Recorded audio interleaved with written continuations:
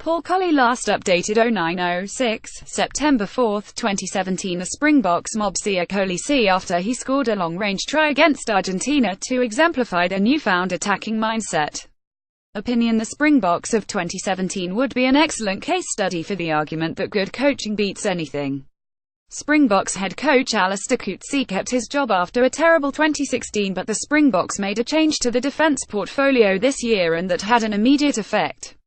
We have touched upon Brendan Venter's influence before, so no need to go over old ground, but it was the attack that made progress against the Pumas in Argentina 2 weeks ago. Siya Kolisi reacts after scoring a try sparked by a sweeping 100 meters move. Scoring 41 points in Salta was no mean feat, even though Argentina were poor. Read more: Nonu yellow costly biting charge sours Fiji's Orst debut en Harbour embarrass Auckland is your team and NPC chance abs vulnerable under pressures. Oh, how did they do it? There are 3 areas that contributed to that better attack, which is now coached by Franco Smith: selection, mindset, and skill. The Springboks look unified under Alistair Coetzee's coaching in 2017. Collectively, they inform us that the Springboks side that will face the Wallabies in Perth on Saturday has changed a bit. In some ways it's not a very traditional South African side at all. 2 in the first half came from set pieces, but with a nice little bit of innovation thrown in. From a line out in their own half, the Springboks opened up the Pumas with quick, clean ball off the top delivered to number 10 Elton Jantjies, who tipped over the oncoming defensive line straight into the arms of Jesse Kriel, who passed to number 7 Siya Kolisi to run in for the score.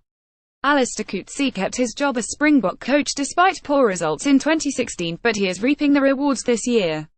Their second first-phase try also came from a line-out. Just meters from the Pumas line, the Springboks looked set up for a traditional drive.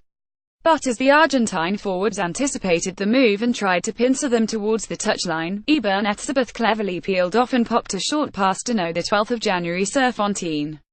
His strong surge created the half gap for Jantjies to drive through and plant the ball down. Again, the element of surprise was key here. But the most significant try, in terms of highlighting how the Springboks have changed this year, was the long-range effort to Kolisi in the second half. Amazingly, this try actually started right underneath the Springboks sticks with a turnover from a Pumas attack. But instead of setting up a phase to buy time for the kickers to get in place, hooker Malcolm Marx shifted the ball to his left to counter-attacking fullback Andries Coetzee. Coetzee then passed to his Lions teammate Courtnall Skarzan, who linked with Coetzee again before the ball was shifted wide right. Kolisi ran onto a lovely inside ball from number 6 Jacko Kriel to complete what was effectively a 100 meters try. That's the attacking mindset and skill we mentioned earlier, and of course Kolisi also represents the third pillar of South Africa's changed approach: selection. The Springboks, who for a while utterly fell out of love with ball-playing, mobile flankers, now pick 2 in the back row: Kolisi and Jacko Kriel. Initially, perhaps, this selection was chosen for defensive purposes along with second rower Franco Mostert. The 2 flankers are real tackling machines. However, against Argentina we saw what they can offer on the other side of the ball. Their matchup with Michael Hooper and Sean McMahon will be crucial in Perth. Even though McMahon wears number 8, he really serves the same function as Kolisi and Jacko Kriel.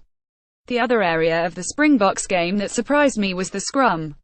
I have always loved watching Koen Oosthuizen play, certainly when carrying the ball. However, for years he seemed to be the fall guy at scrum time. Whenever the set piece collapsed, referees hammered him.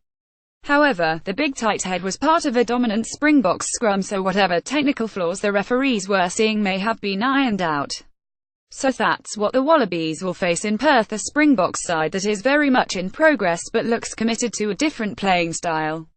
I have my doubts about Jantjies, but with Hunter Pollard back in the squad this should be a great test of whether the Wallabies' progress in Dunedin is the start of something. Stuff.